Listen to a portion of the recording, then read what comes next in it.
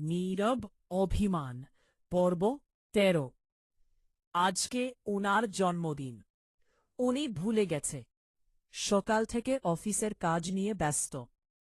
আমি সকাল ৬টায় উঠে কেক বানাইছি। আপু আর আম্মু হেল্প করছে। বিকালে ছোট করে সারপ্রাইজ দিব। সন্ধ্যা ৭টা। উনি বাসায় ঢুকে বলল, কারেন্ট নাই নাকি?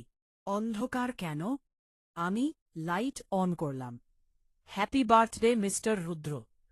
টেবিলে কেক, ছোট ফুল। উনি অবাক। আমার জন্মদিন মনে আছে? আমি ৬ বছর ধরে মনে রাখি। আজ ভুলব? উনি কেক কাটল, আমাকে প্রথমে খাওয়াই দিল। উইশ কি করলা?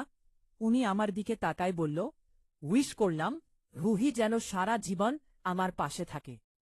রাতে ছাদে উনি আর আমি, কেকের বাকি টুকরা। উনি বলল, থ্যাঙ্কস রুহি, লাইফের বেস্ট বার্থডে। কেন? কারণ আগের সব বার্থডেতে তুমি ছিলা না, আজ আছো। উনু পকেট থেকে ছোট গিফট বক্স বের করল। তোমার জন্য। ভেতরে একটা চাবি। আমি, এটা কিসের চাবি? আমার গাড়ির না, আমার মনের চাবি। আজ থেকে সব দায়িত্ব তোমার। আমার চোখে পানি। রুমে এসে ডায়েরি বের করলাম। দিন ৪:৪০। আজ ওনার জন্মদিন। উনি উইশ করছে আমি যেন পাশে থাকি। আমি উইশ করি উনি যেন কখনো একা না হয়। রু। উনি নিচে লিখল, দিন ৪:৪০।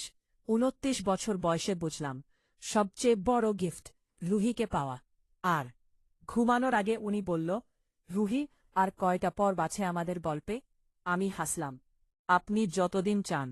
আজকের রাতটা স্পেশাল, কারণ জন্মদিনের ছেলেটা এখন আমার।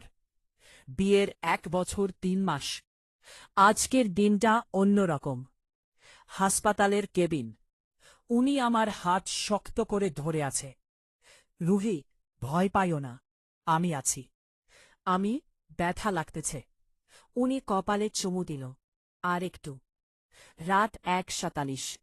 নার্স এসে বলল, কনগ্র্যাচুলেশনস, মেয়ে বেবি। উনি দৌড়ে আমার কাছে আসল, চোখে পানি। রুহি দেখো, আমাদের মেয়ে। ছোট্ট একটা পুটলি। আমার বুকের উপর দিল।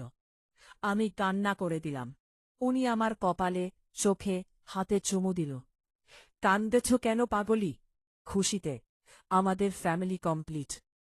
১ মাস পর, বাসায়। বেবির নাম রাখলাম আয়রা রুদ্র। আয়রা মানে সম্মানিত, বরক্তাময়। রাত ২টা।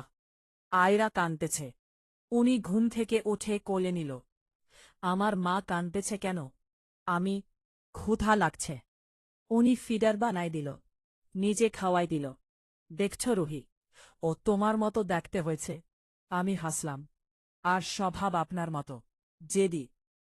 সন্ধ্যা, ছাদ। উনি দোলনায় বসে আয়রাকে ঘুম পাড়াচ্ছে।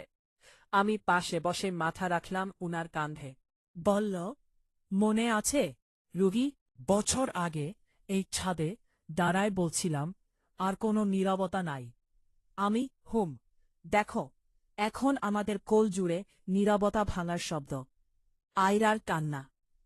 আমি ডায়েরি বের করলাম, শেষবারের মতো। দিন ৪৫০। আজ আমাদের মেয়ে ১ মাস। নাম আয়রা।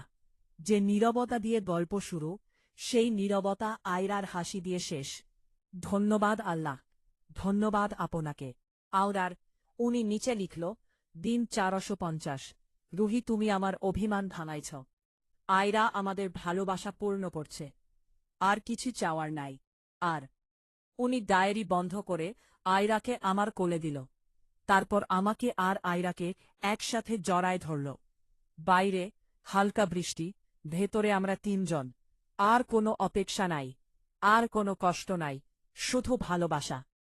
আজকে আমাদের বাসায় ছোট করে ঈদ। কারণ আমাদের মেয়ে আয়রা আজ ৬ মাসে পা দিল। সকাল থেকে উনি খুব বিজি। আয়রার জন্য নতুন জামা কিনছে, খেলনা কিনছে। আমি, এত কিছু লাগবে? উনি, আমার রাজকন্যার জন্য সব লাগবে। বিকাল। আয়রা কার্পেটে হামাগুড়ি দিচ্ছে। উনি অফিস থেকে এসে ব্যাগ ফেলেই দৌড়। মাম্মাম, বাবা আসছে। আয়রা হেসে বাবা বলে হাত বাড়াই দিল। উনি আয়রাকে কোলে নিয়ে আমার কাছে আসল। কপালে চুমু দিল। কেমন আছো মিসেস রুদ্র? আমি তোমাদের নিয়ে ভালো আছি। রাত, ছাদ, আমরা ইঞ্জন, দোলনায়, আকাশে চাঁদ, নিচে আয়রা, ঘুমায়। উনি আমার হাত ধরল। রুহি মনে আছে? 1 বছর আগে এই ছাদে বসে বলছিলাম, আর কোনো নীরবতা থাকবে না। আমি হোম। দেখো এখন নীরবতা ভাঙার শব্দ, আয়রার নিঃশ্বাস, আমাদের হাসি। উনি পকেট থেকে সেই পুরনো ডায়েরি বের করল। শেষ পাতা খুলল। শেষ পাতা। 6 বছর অপেক্ষা করছি। 18 মাস সংসার করছি। 6 মাস ধরে বাবা ডাক শুনতেছি। আর কিছু চাই না। এটাই আমার হ্যাপি এন্ডিং। আমি কলম দিয়ে নিচে লিখলাম, শেষ পাতা। যে মানুষটা একদিন চুপ ছিল, আজ সে রোজ ভালোবাসি বলে। যে সংসারটা ভাঙার ভয় ছিল, আজ সেটাই আমার পৃথিবী। সমাপ্ত। উনি ডায়েরি বন্ধ করে আমাকে আর আয়রাকে একসাথে জড়ায় ধরল। থ্যাঙ্কস রুহি, আমার জীবনটা সুন্দর করার জন্য। আমি থ্যাঙ্কস আপনাকে, আমাকে ভালোবাসার জন্য। বাতাসে জুঁই ফুলের গন্ধ। আর কোনো অভিমান নাই, আর কোনো কান্না নাই। শুধু আমরা তিনজন। নীরব অভিমান।